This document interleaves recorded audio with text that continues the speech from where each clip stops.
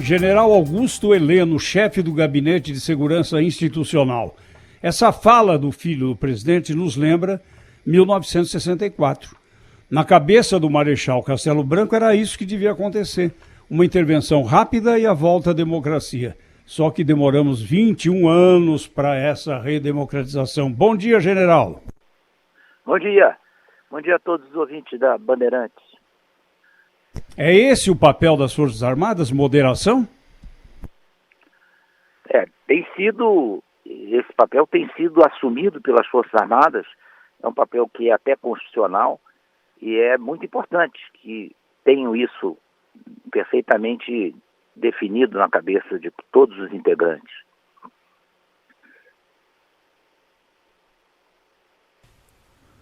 Alô? Alô, general? Muito bom dia, Sim. aqui é Cláudio Humberto. Oi, Cláudio. Tudo bem? Tudo bem, general? Tudo bem, ministro, assim, as declarações do presidente da República em reação às decisões, às iniciativas do Supremo Tribunal Federal, essas declarações deixaram o país preocupado, né? Preocupado com uma eventual intenção do presidente. Ele meio que falou no tom de ultimato, né? No sentido de eventualmente romper a ordem constitucional, etc. Porque se fala muito no artigo 142, mas a leitura do artigo 142 não explicita, né, ou não autoriza esse tipo de providência que algumas pessoas vêm defendendo. O presidente tem essa intenção, a intenção de, por exemplo, substituir os ministros do Supremo, usar de algum mecanismo constitucional para isso, né, no sentido de destituir os atuais ministros. Há quem fale num projeto mais amplo de, em vez disso, ampliar o número de ministros do Supremo. Enfim, o que é que está em curso, na verdade, o que é que nós devemos esperar, em general, daqui para frente? Olha, Cláudio, isso tudo é especulação.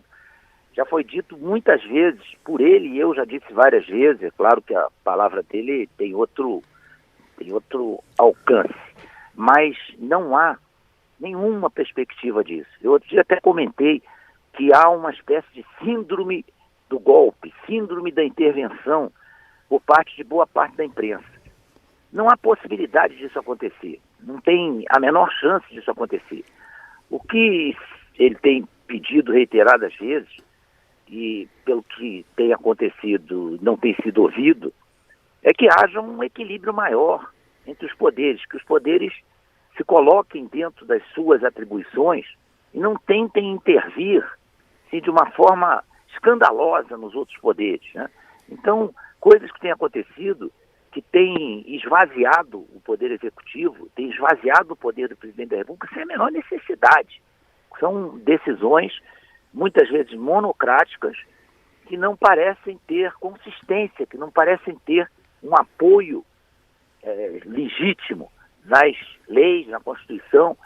E isso é óbvio que no momento que você é o presidente da República, a maior autoridade do Poder Executivo, e quase semanalmente você vê uma atitude, e vou reiterar, a maior parte delas monocráticas, invadindo as atribuições do presidente da República, é realmente para preocupar, porque é lógico que ninguém quer romper a ordem institucional, ninguém quer fazer bravatas, mas também não quer que sobre ele sejam realizadas bravatas a cada semana. Então isso é que tem que haver uma conversa aí entre os presidentes de poder, de cá, vamos botar a casa em forma aí, né, para a gente não ter surpresas, porque chega ao ponto que não é ele que vai fazer alguma coisa, mas uma boa parcela da população já não aguenta mais essas medidas autocráticas, medidas que não encontram um apoio claro nas leis, que têm sido tomadas assim como se fossem perfeitamente razoáveis, perfeitamente apoiadas. General Pela Constituição, pela legislação vigente. Então é isso que tem, é claro, ele é uma pessoa que bota para fora o que pensa, ele não fica escolhendo muito palavras, e às vezes as pessoas se mas não nenhuma possibilidade de intervenção militar, de forças armadas, nada disso. Isso aí eu lhe garanto que não passa na cabeça dele e de nenhum de nós. A ideia é que a gente arrume, que se siga o que está escrito como atribuições dos poderes da República. São 3 poderes independentes que devem agir harmonicamente, e um poder não pode se atribuir missões e decisões que não lhe competem. General Augusto Heleno, eu queria até pedir para o senhor nos ajudar a entender ali o contexto da declaração de ontem do presidente Jair Bolsonaro, que até chocou, né, pela ênfase e pela utilização ali de um palavrão forte, o tal do acabou, P, 3 pontinhos. O que ele quis dizer com isso, na opinião do senhor? Na minha opinião, eu não posso dizer exatamente o que ele quis dizer, mas na minha opinião ele quis dizer o seguinte: olha, eu não vou aceitar mais determinadas decisões que não tenham apoio na lei, que sejam decisões praticamente quase que ditatoriais, em cima do Poder Executivo. Mas o não aceitar significa desobedecer, general? Não significa desobedecer, significa dizer, olha, ele quis dizer o seguinte, ó, parem para pensar, porque está chegando, no meu limite chegou, tá? No meu limite chegou. Então, aí é uma questão de interpretação de para quem essas palavras estão sendo dirigidas. Ontem, por exemplo, ele estava muito aborrecido com esse famigerado inquérito aí das fake news, né? Ora, é impossível você controlar fake news no mundo de hoje. Se você quiser levar isso a sério, você todo dia, na imprensa aberta, né, jornais, programas de televisão, você vai prender por dia, você vai fazer esse vasculhamento na casa da pessoa, apreender laptop, celular, de pelo menos uns 5 jornalistas por dia. Isso eu não tenho a menor dúvida. O que sai de fake news impresso nos nossos meios de comunicação, que estão na banca do jornal, que estão nos nossos aparelhos de televisão, dá para prender 5 por dia. Saem barbaridades. Aí não é fake news. Aí é a imprensa que está trabalhando. Então, é muito difícil no mundo de hoje você definir exatamente o que é fake news. O que são as fake news? São notícias falsas? Tem todo dia, no mundo inteiro. E diante da evolução dos meios de comunicação, é impossível controlar isso. Aí sai uma ordem judicial para vasculharem as casas, né, pedido de busca e apreensão, entraram nas casas e fizeram algumas coisas assim, pouco comuns, inclusive, nas ações da Polícia Federal. Eu nem assino embaixo que tenha acontecido naquela gravidade, porque a Polícia Federal tem sido muito comedida nas suas ações, né? Eles têm um padrão de conduta que é extremamente respeitado, exatamente pela educação, pela maneira como eles agem. Mas se você entrar na casa de uma pessoa às 6 horas da manhã, por causa de fake news, levar laptop de criança, levar computador, vasculhar tudo, é uma coisa um pouco fora do contexto, entendeu? Está fora do contexto. É mais ou menos você cantar ópera num baile de carnaval. Então, não tem isso, não tem uma explicação lógica. E todas as fake news foram produzidas por gente que tem uma mesma, não vou nem chamar de ideologia, uma mesma conduta em termos de pensamento político. Todos estão ali, o outro lado não faz nada, não tem fake news do outro lado.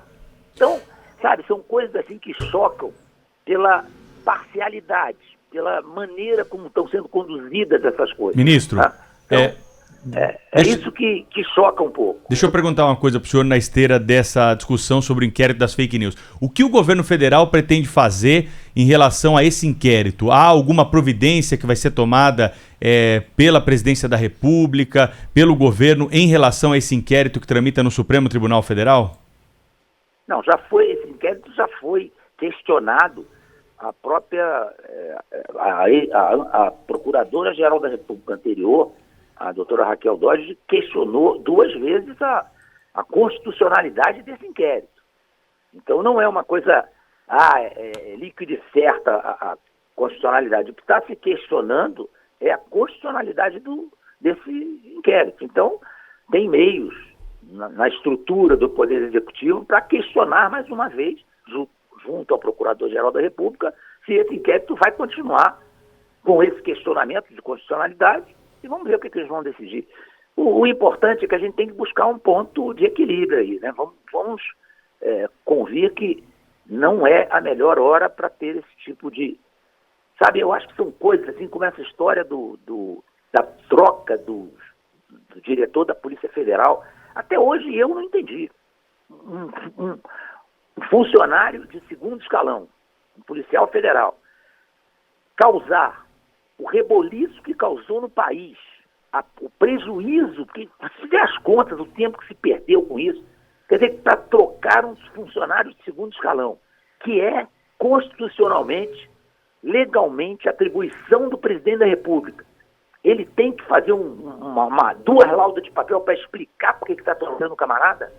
Isso para mim até hoje não entrou na minha cabeça. Não sei se a minha formação em termos de hierarquia é um pouco mais rígida do que isso, mas é a mesma coisa que o comandante do Exército o comandante do Exército recebeu a ordem para trocar um comandante militar de área, que é um militar de segundo escalão, na escala do Ministério do Comando do Exército, e ele tem que receber uma explicação de 2 folhas do presidente da República.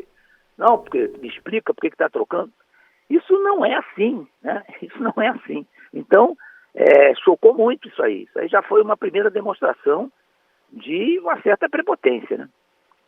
General Augusto Heleno, por toda a sua trajetória profissional, o senhor é tido como uma das figuras mais importantes desse governo e tem mostrado a maior parte das suas afirmações muita sensatez. No entanto, agora, recentemente, o senhor, ao estranhar a ordem para que se analisasse a apreensão do celular do presidente, até aí, eu acho que muitos concordam com o senhor terminou falando que isso poderia acarretar consequências imprevisíveis.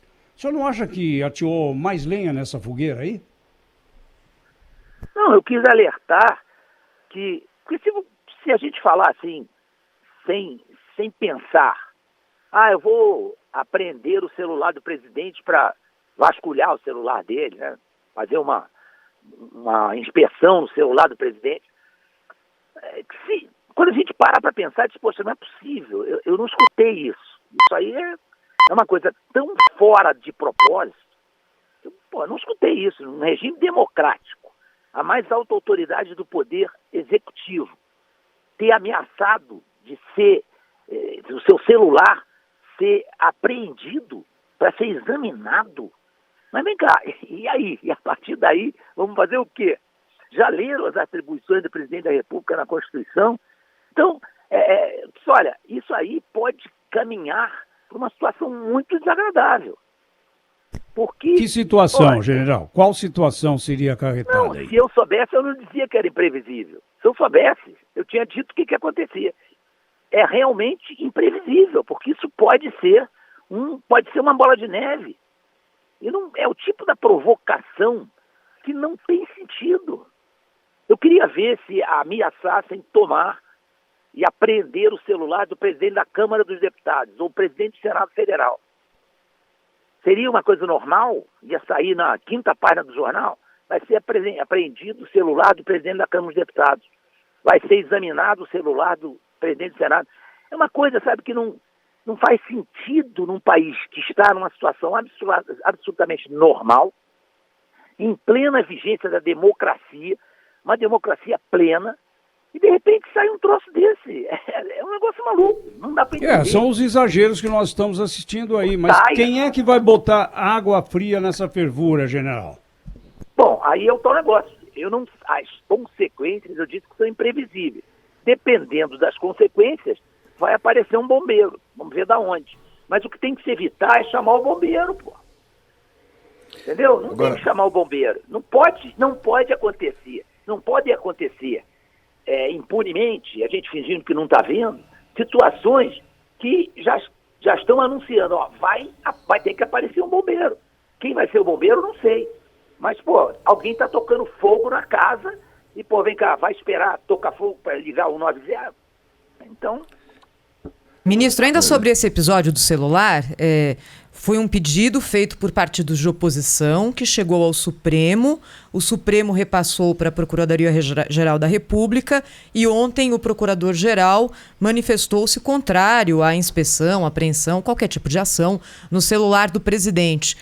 Onde que o senhor acha que esteve a falha nesse processo, na opinião do senhor, quando o senhor fala em consequências imprevisíveis? No começo, no meio, no fim? Não, as consequências não chegaram a acontecer, até porque o Procurador-Geral da República é um homem com sensatez, com cabeça no lugar, e o processo foi seguido normalmente. Me parece que o processo é esse. Eu não falei em nomes. Eu não disse o ministro poderia ter arquivado, né, não é, general? Ele quis ver mesmo o circo tocar fogo. Eu não conheço bem o processo judiciário, né, porque é confuso pra caramba, né? Só o direito tributário dá para encher a minha casa, só de lei de tributação. Então, eu não sou advogado, nunca me dediquei a estudar a fundo isso aí. Não sei se tem outro caminho, não sei se o próprio primeiro, no primeiro que foi direcionada essa petição, poderia ter arquivado ali, não sei, né? Mas, de qualquer maneira, foi para o Procurador-Geral e ele resolveu arquivar. Você imagina se os partidos políticos começarem a pedir apreensão de celular? Quer dizer, não, são umas coisas assim que são uns disparates republicanos que, pô, não tem nada de republicano. É disparate de feira, general, de quinta categoria. O que é que o senhor acha que está acontecendo? O Supremo está deliberadamente sendo usado pelos partidos, que a gente vê que boa parte das decisões, e foram muitas, né, nos últimos meses, contra o governo, que derrotaram o governo nessas decisões do Supremo, muitas delas propostas, quase todas, por partidos de oposição, como se houvesse ali uma aliança política tácita entre a oposição e o Supremo Tribunal Federal, segundo acreditam muitos parlamentares que são leais ao governo Bolsonaro. E alguns deles chegam a falar que o governo está sendo vítima de uma espécie de golpe. Tem até um jurista que eu não conheço, mas ele já deu declarações, Evandro Pontes, falando exatamente isso, que está em curso um golpe contra o presidente da República e tal. O Palácio do Planalto, o governo, o presidente, tem essa percepção de que há ali uma espécie de uma coisa organizada para suprimir prerrogativas, para suprimir poderes que são próprios do presidente da República? Olha, o que eu sinto diante do quadro político é que, à medida que o tempo vai passando, o desespero da esquerda radical vai aumentando. Eles vão sentindo que será mais difícil que eles voltem ao poder. Então vai ser mais fácil que o poder fique na mão do centro ou do centro-direita. Esses carimbos são muito difíceis de serem explicados. Mas vamos dizer, a esquerda radical que esperava que o presidente... E houve várias oportunidades recentemente em que juraram que o presidente ia para o fundo do poço. Isso não aconteceu. Então isso vai gerando uma frustração que vai se consolidando como um desespero. E aí começam a partir para determinadas proposições, ações, que fogem à compreensão de quem tem um pouco mais de juízo. E eu acho que cabe, nós temos instrumentos constitucionais, jurídicos, para controlar isso aí. O que a gente não pode a cada manifestação completamente estapafúrdia, como essa de prender o celular do presidente, a gente transformar isso numa notícia de primeira página de jornal, isso devia ter, quer dizer, o processo... Mas tem relevância, né, general? Esse é o problema. Agora, em relação ao senhor, já há pedidos aí de partidos de oposição, o PT, o PDT, o PTB, para acusá-lo de crime de responsabilidade pelas consequências imprevisíveis. E o ministro Celso de Mello deu seguimento a isso, enviando para a Procuradoria-Geral da República. Pede impeachment, eu não sei, impeachment de ministro, eu nunca ouvi falar nisso aí, mas é uma figura que foi criada agora contra o senhor. Eu penso que se isso acontecer, eu vou entrar para a história, né? Porque vai ser o primeiro ministro a ser empichado. Eu acho essas coisas, sabe, tão fora de propósito. E é exatamente isso, né? A gente sente que isso aí não é uma coisa, isso não parte de pessoas que estão centradas, equilibradas, brigando pelo país melhorar. São pessoas que estão desesperadas por algum motivo e se veem afastadas do poder e acham que tem que voltar ao poder de qualquer maneira, por inúmeras necessidades. E aí faz uma proposta dessa. Eu tenho dormido mal por outros motivos. Eu estou com dor nas costas, mas por isso aí não durmo mal, não. E no momento que a gente está vivendo, né, general, acho que é isso que o ouvinte deve estar se perguntando. A gente está aqui conversando com um dos ministros mais importantes do governo federal e tem uma pandemia passando do nosso lado aqui e por circunstâncias do noticiário, né, das questões das declarações dadas, e aqui eu digo de todas as autoridades, a gente não falou nenhuma vez da pandemia do coronavírus, né, que deveria ser o foco nesse momento do governo federal, do legislativo, do judiciário, porque é uma dificuldade imensa que nós estamos atravessando. O senhor não teme também que esse desvio, né, do foco principal do país e de todo mundo, que é a pandemia do coronavírus, possa agravar ainda mais a situação aqui no país a respeito desse vírus? Eu peço que haja uma conscientização em relação à gravidade desse problema. Ele sim tem que ser o top das preocupações agora. Que a gente pare com essas picuinhas, essas demonstrações de força que são desnecessárias, que interpretemos as palavras dentro do seu real significado, não fiquemos vendo fantasmas onde não existe. Essa história de golpe, intervenção militar, não sei o que, parece uma síndrome, né? Parece um verdadeiro... É como uma obsessão de falar nisso diariamente para... talvez achar que com isso não vai acontecer. Não precisa falar nisso, isso não vai acontecer. Nós estamos num país democrático, totalmente voltado para a manutenção da democracia. Agora é preciso que entendam que a democracia é alternância de poder. E existe um lado que não admite a alternância de poder, nunca admitiu.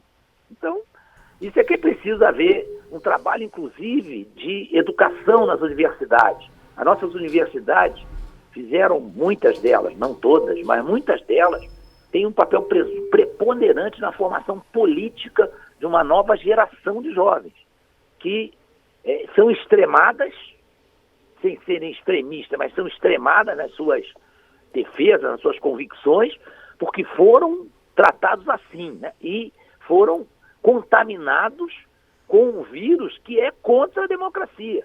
Porque muitos deles não se conformam com a alternância de poder. Isso é muito perigoso. General, deixa eu lhe perguntar uma coisa sobre isso. A oposição ao governo Bolsonaro, a oposição clássica, se a gente pensar, por exemplo, nos partidos mais à esquerda, está tão quieta, né? Está totalmente desestruturada. O PT quase que se desmanchou depois da prisão do ex-presidente Lula. Os outros partidos não conseguiram ocupar esse espaço. E a gente viu a maior parte das crises políticas no governo Bolsonaro surgirem de dissidentes do próprio governo, que são ex-apoiadores.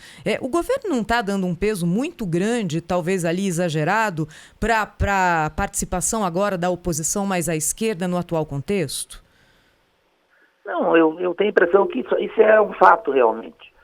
Mas eles não estão mortos, né? Eles existem, atuam diariamente no Congresso Nacional, procuram de qualquer maneira sair um pouco dessa obscuridade, eles querem aparecer. Mas esse não é o jogo normal, general? A oposição lógico, para se manifestar claro, contra, isso é fundamental. Né? Isso é fundamental. Isso aí faz parte do jogo político. Não tem nem dúvida, né? Isso aí faz parte do jogo político. Mas o que preocupa é que tem muitas coisas que poderiam ser resolvidas em consenso e poderíamos, agora principalmente, como falaram aí, nós estamos vivendo essa crise da pandemia, está na hora de haver uma conciliação, está na hora de buscar projetos que unam a maioria dos parlamentares para eles poderem dar certo. Eu não tenho dúvida que nós vamos viver uma crise muito séria, que está mostrando apenas a pontinha do iceberg aí. E nós precisamos ser muito conscientes das medidas que vamos tomar, muito muito consistentes nessas medidas. Precisamos acreditar muito no país. Nós vamos exigir de grande parte da população sacrifícios que vão ter que ser justificados com um retorno de trabalho, de coerência, de planejamento, que precisa ser muito respeitado. E isso é fruto dessa pandemia que nós estamos vivendo, que o mundo inteiro vai viver. Então, pois é, general, então não é a hora. Não é a hora de todos se unirem, o presidente parar de falar mal da imprensa, porque a imprensa é para o bem ou para o mal. Eu queria até saber isso, José Paulo. Se chocar com a imprensa, não me parece uma coisa acertada, principalmente na hora em que se precisa da imprensa para conscientizar a nação. O que o senhor acha disso? Os senhores não têm alguma interferência junto ao presidente para mostrar a ele a impropriedade de algumas palavras que ele usa contra a imprensa? Eu queria complementar, general, porque é sobre a sua iniciativa ontem. O senhor foi ontem na porta do Palácio da Alvorada, ali para tentar resolver um problema de segurança evidente, né? Alguns veículos de comunicação já não mandam os seus repórteres para a porta do Alvorada porque eles estão lá sendo constantemente ameaçados de agressão, são insultados o tempo todo, sem que o presidente da República, quando aparece lá, quando desce do carro para cumprimentar essas pessoas, faça qualquer gesto que desestimule essas ameaças ou esse comportamento agressivo da sua militância contra os jornalistas. O senhor foi lá, então, para tentar resolver. Resolveu? Como é que isso ficou? Olha, Cláudia, isso aí que o José Paulo falou, ele tem razão. Às vezes o presidente é incisivo no que ele fala, ele tem uma maneira de ser autêntico, ele não escolhe muito o que ele vai falar. Só que tem o seguinte, a imprensa, uma boa parte da imprensa, é de uma parcialidade assim, inexplicável, como se houvesse, olha, nós vamos derrubar o presidente da República de qualquer maneira. Inventa, mente, a pauta vamos derrubar o presidente da República. Não adianta ele conseguir entregar R$600 para 50 milhões de brasileiros necessitados, isso aí é a última página do jornal. Aí tem que mostrar a fila da Caixa Econômica, de gente às vezes que nem tinha direito, e claro, aconteceram filas, 50 milhões de pessoas, que muitas delas nunca apertaram um botão de uma maquininha de banco. Aí as filas ganharam maior relevância do que o fato do governo estar espremendo o orçamento para poder dar pelo menos condições mínimas para essas pessoas. Isso é assim em vários assuntos. Essa história lá da porta do Palácio, isso aí tem acontecido, não é todo dia, mas tem acontecido com frequência, desavenças entre os apoiadores do presidente e a imprensa.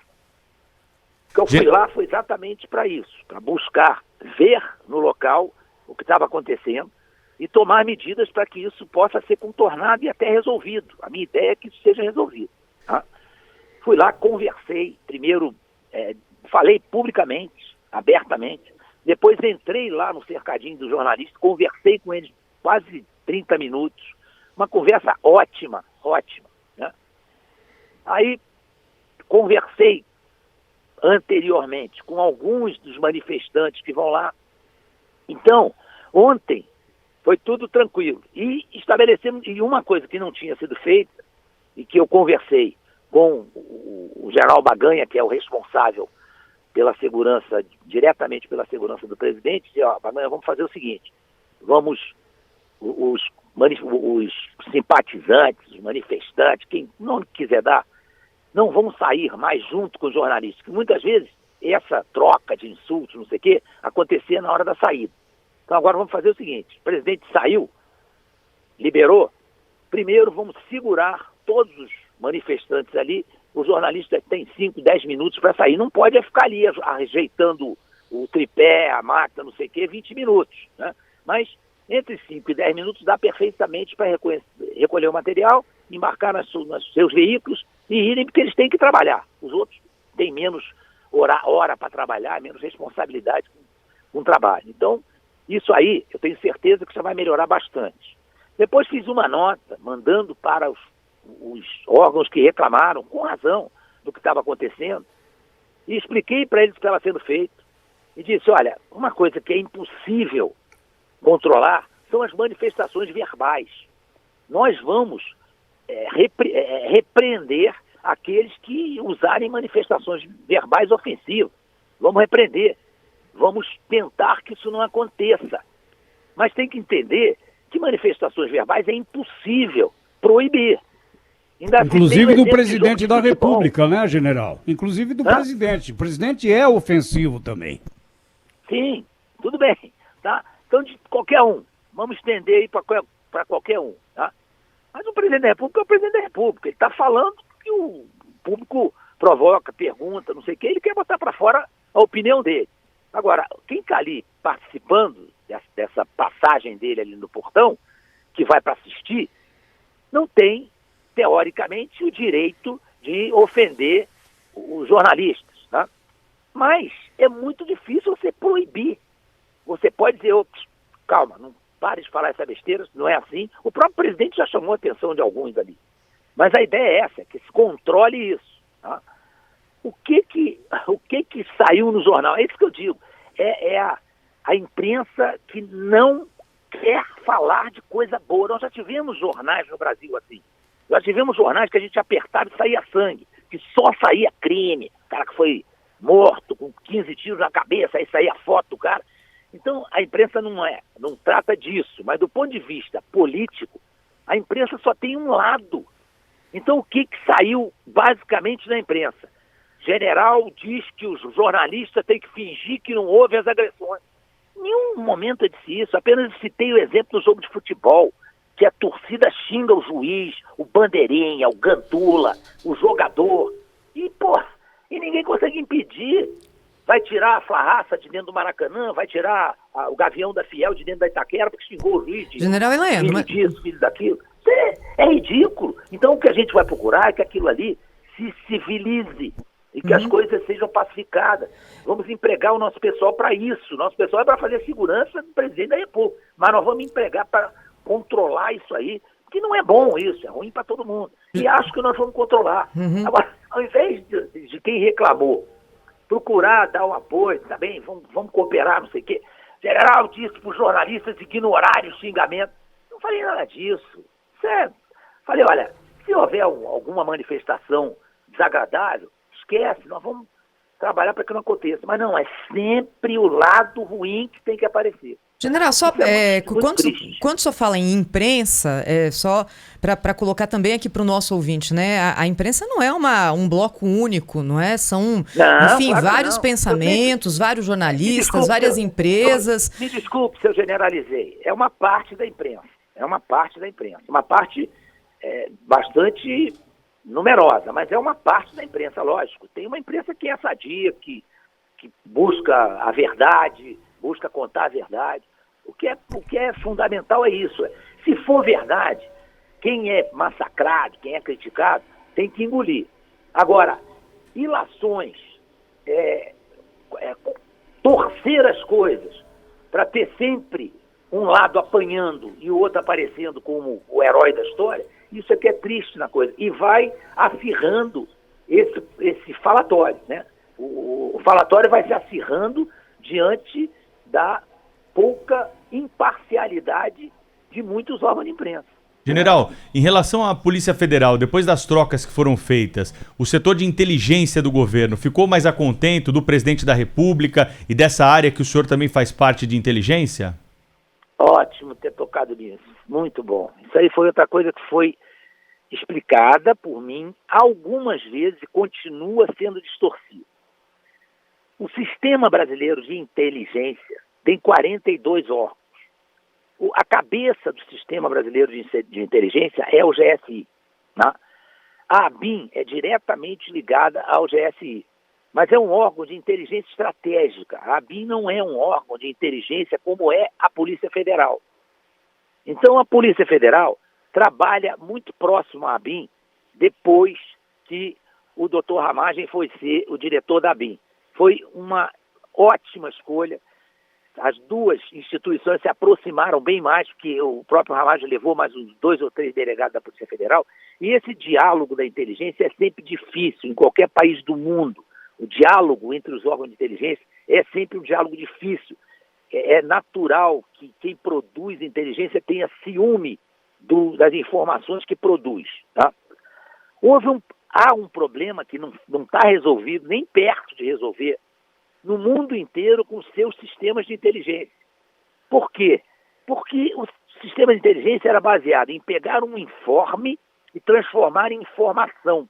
Isso era um processo, às vezes demorado, às vezes um pouco mais rápido, que era transformar um informe que não tinha, muitas vezes, nem origem e não tinha nenhuma qualificação quanto à veracidade, apurar se esse informe poderia receber uma classificação dentro do sistema de inteligência. Então nós tínhamos de A até F e de 1 até 6. E de A até F era saber a origem da notícia. De 1 até 6, saber qual é o grau de credibilidade da notícia. Então, uma informação podia ser A1, quer dizer, uma fonte altamente confiável e está confirmada a informação. E podia ser F6, podia ser uma fonte não confiável, veio do Gandula, do Candurrio, e ele contou isso assim, não está confirmado. Então, isso era o processo de transformação do informe em informação. Depois que Agora, apareceu... general... Oi, pronto. Sim, general, eu queria que o senhor explicasse assim o trabalho explicasse melhor, né, o papel do trabalho da inteligência com um exemplo prático. Por exemplo, é o caso do ex-presidente Lula, ex-presidiário, né, e ele poderá voltar à cadeia porque já foi condenado, tem uma condenação aí que está dependendo de confirmação para então ele voltar para cumprir pena em regime fechado. E por isso há, inclusive, de setores da própria Polícia Federal, né, um certo temor, não sei se temor é a expressão correta, de que... Alô? Tivemos um probleminha aqui, general, com a linha do Cláudio Humberto, nós já vamos retomar o contato para ele refazer a pergunta ao senhor aí. O Zé Paulo, acho que tem uma pergunta também final aí para a gente já caminhar para o encerramento da entrevista, né, Zé? Agradecendo o general Augusto Heleno, né, pela disposição de responder a todas as nossas questões. Mas sobre a grande imprensa, e vamos citar nomes aqui: Folha de São Paulo, Estado de São Paulo e o Globo do Rio de Janeiro. Não podemos acusar esses jornais de serem antidemocráticos. Agora, o que esses jornais mostram quando tem essa posição aí que o senhor considera hostil ao governo? O temor de que nós venhamos a ter um golpe, que nós venhamos a viver novamente em 1964, que durou 21 anos. É esse o temor, general. Agora, me parece, e o senhor tem muito a ver com isso, porque ocupa um cargo de muita importância no governo, que a comunicação do governo está sendo mal feita. Talvez isso esteja alimentando esse temor, não só dos órgãos de imprensa, mas por todos aqueles, como eu, por exemplo, como o Cláudio Humberto, vivemos aquele período da ditadura militar. É esse o temor, general? Por isso que eu digo que é síndrome, porque é um temor injustificado. Injustificado. E eu, sinceramente, Zé Paulo, não acredito que essa seja a razão.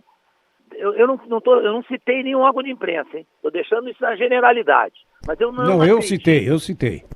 Pois é, mas eu não acredito que seja dessa maneira. Eu acredito que exista uma verdadeira obsessão, e aí sim, uma obsessão perigosa de fazer qualquer coisa para derrubar o presidente da República. Isso, para mim, fica claro na maneira como as coisas são colocadas em alguns órgãos de imprensa. Deixa eu só completar a história do informe e da informação, porque isso é muito importante e muita gente não percebe. Então, houve uma revolução totalmente imprevisível e muito rápida na inteligência, porque apareceram as famosas redes sociais, a internet, onde você não controla mais nada em termos de informe. Então o camarada recebe zap dia e noite. Eu recebo mais de 500 zaps por dia.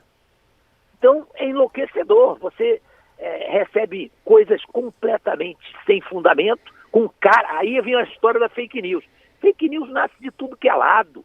Querer fazer apuração, inquérito de fake news é jogar tempo e dinheiro fora. É impossível controlar isso aí. É impossível, não tem como. As próprias redes sociais já criaram alguns instrumentos, não sei o quê, bota um xizinho do lado, bota um vermelhinho, não sei aonde. Isso é quase impossível, né?